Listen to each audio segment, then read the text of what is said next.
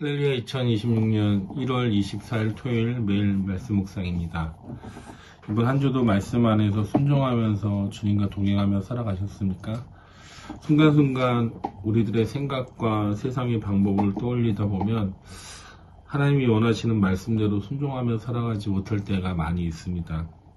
어떻게 보면 또 하나님의 말씀대로 살아가는 것이 내 삶의 손해라고 느껴질 때도 있습니다.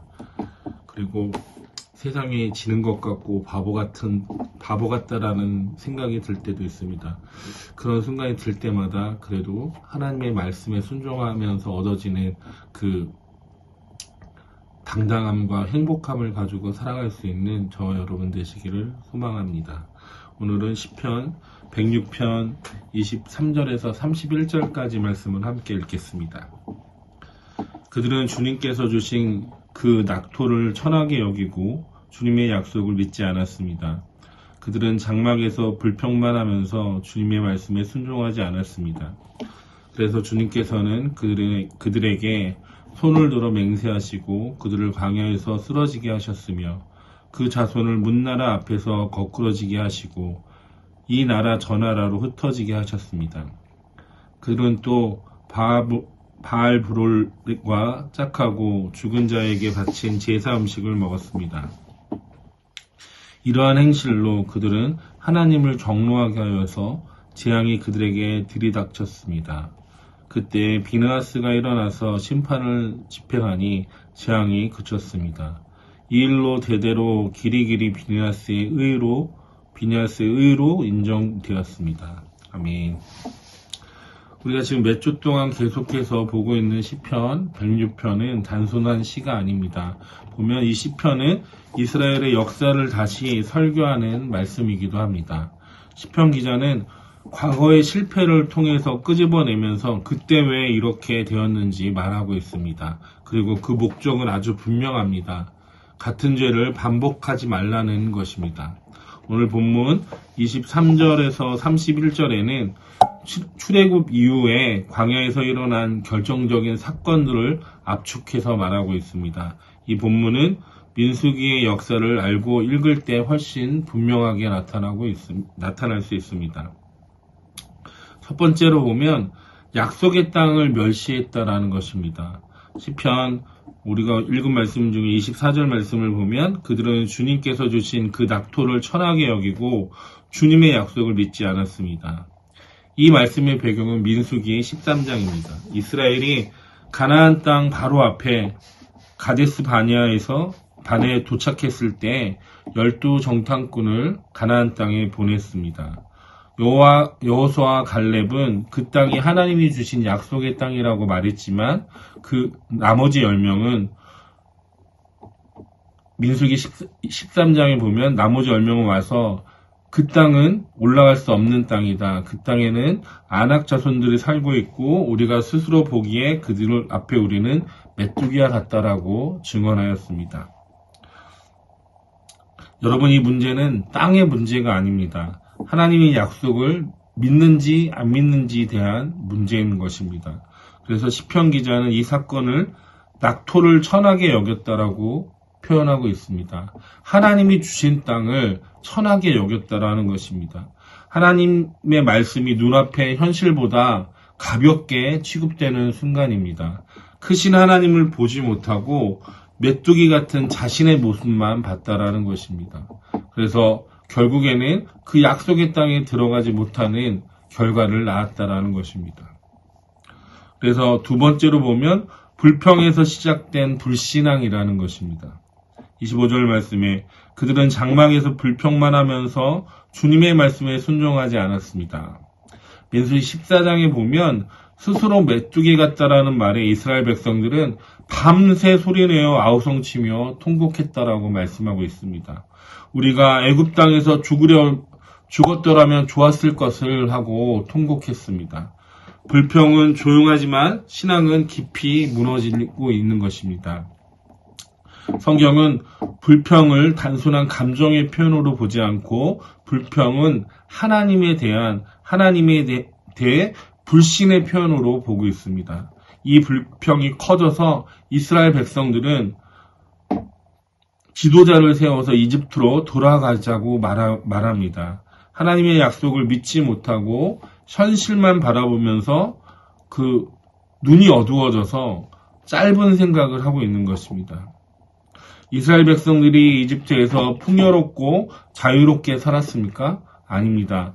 종살이하면서 노동하면서 겨우 불옆에서 떨어지는 고기 조각을 먹으면서 그것도 가끔 어렵게 먹으면서 살았습니다.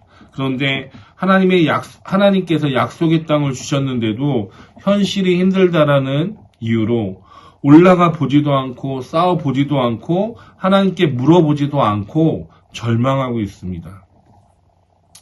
세 번째로 보면 하나님의 맹세와 세대의 심판입니다. 26절에서 27절 말씀에 보면 그래서 주님께서는 그들에게 손을 들어 맹세하시고 그들을 광야에서 쓰러지게 하셨으며 그 자손을 문나라 앞에서 거꾸러지게 하시고 이 나라 저 나라로 흩어지게 하셨습니다. 그래서 하나님이 그들에게 불신앙을 심판하셔서 광야 1세대는 여호수아와 갈렙을 제외하고 다 광야에서 40년을 살다가 죽게 하셨습니다. 광야에서 태어난 광야 2세대만이 자라서 가나안 땅에 들어가게 하셨습니다. 이것은 감정적인 벌이 아닙니다. 약속을 거부한 선택에 대한 결과인 것입니다. 시편 기자는 여기서 한 걸음 더 나아가서 자손을 이 나라 저 나라로 흩으셨다라고 말하고 있습니다. 광야의 불신앙은 훗날 이스라엘이 바벨론 포로로 흩어지게 된다라는 그런 이야기를 하고 있는 것입니다. 네 번째로 보면 바불 사건과 불신앙의 끝이라는 것입니다. 28절에서 29절 말씀에 보면 그들은 또 바부얼과 짝하고 죽은 자에게 바친 제사 음식을 먹었습니다. 이러한 행실로 그들은 하나님을 경노하게 하여서 재앙이 그들에게 들이닥쳤습니다. 민수기 25장에 보면 광야 후반부에 모압 평지에서 일어난 사건입니다.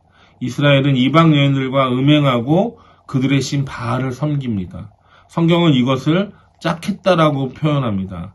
언약 대신 우상과 관계를 맺은 것입니다. 그 결과는 아주 분명합니다.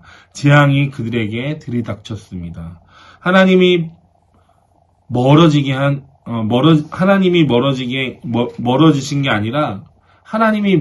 게 아니라 이스라엘 백성이 생명의 근원 되신 하나님을 떠난 것입니다. 그런데 이때 한 사람이 일어났습니다. 30절에 보면 그때 비느하스가 일어나 심판을 집행하니 재앙이 그쳤습니다. 민수기 25장을 보면 모두가 회막 앞에서 울고 있을 때 한 사람이 일어납니다. 그가 바로 비느하스입니다. 그는 여론을 따르지 않았고 침묵도 선택하지 않았습니다. 하나님의 거룩한 편에 서서 그는 한 사람의 결단으로 재앙을 멈추게 하는 것을 볼 수 있습니다. 31절 말씀에 보면 하나님의 기억하시는 의가 된 것을 볼 수 있습니다. 이 일은 대대로 길이길이 비느하스의 의로 인정되었다. 비느하스의 공로가 아니라 구원을 산 것도 아닙니다. 그런데 하나님 편에 섰던 비느하스를 하나님은 의로 여기셨다라는 것입니다. 언약을 가볍게 여기지 않은 마음을, 하나님을 기억했던 마음을 하나님은 기억하고 계신다라는 것입니다. 오늘 결론입니다. 시편 106편은 과거를 말하지만 오늘 우리에게 주고 있는 말씀이 있습니다. 그것은 무엇입니까? 하나님의 약속을 믿고 있는지, 하나님의 약속 앞에 어둠이 있다고, 어려움이 있다고 불평하고 있진 않은지, 모두가 침묵할 때 우리는 어디에 서 있는지. 하나님은 오늘도 많은 사람을 찾으시는 것이 아닙니다. 오늘도 하나님은 하나님의 편에 선 한 사람, 그 사람을 찾고 그 사람이 하나님을 의지하길 바랍니다. 세상이 무엇이라 해도 하나님의 편에 서서 하나님만 바라볼 수 있는 하나님이 찾으시는 그 한 사람이 바로 저와 여러분 되시길 주님의 이름으로 축원합니다. 기도하겠습니다. 주님 감사합니다. 이스라엘 백성들은 늘 하나님이 주신 것에 감사하지 못하고 어느 때는 하나님이 주신 것에 불평하고 또 하나님이 주신 약속의 땅을 바라보면서 믿음으로 순종하기보다는 그 눈에 보이는 환경을 보면서 불평하고 원망했음을 봅니다. 우리 인생을 살아갈 때 어느 때는 환경이 어렵고 힘들 때도 있고 하나님 앞에 기도하고 나아갔는데도 환경이 변하지 않고 더 큰 산으로 느껴질 때도 있습니다.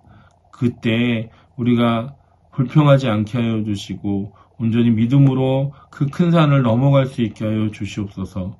주님만 의지하게 하여 주시고 주님만 바라보게 하여 주시고 크신 주님을 바라보고 의지하면서 믿음으로 살아갈 수 있는 우리 모두가 되게 하여 주시옵소서.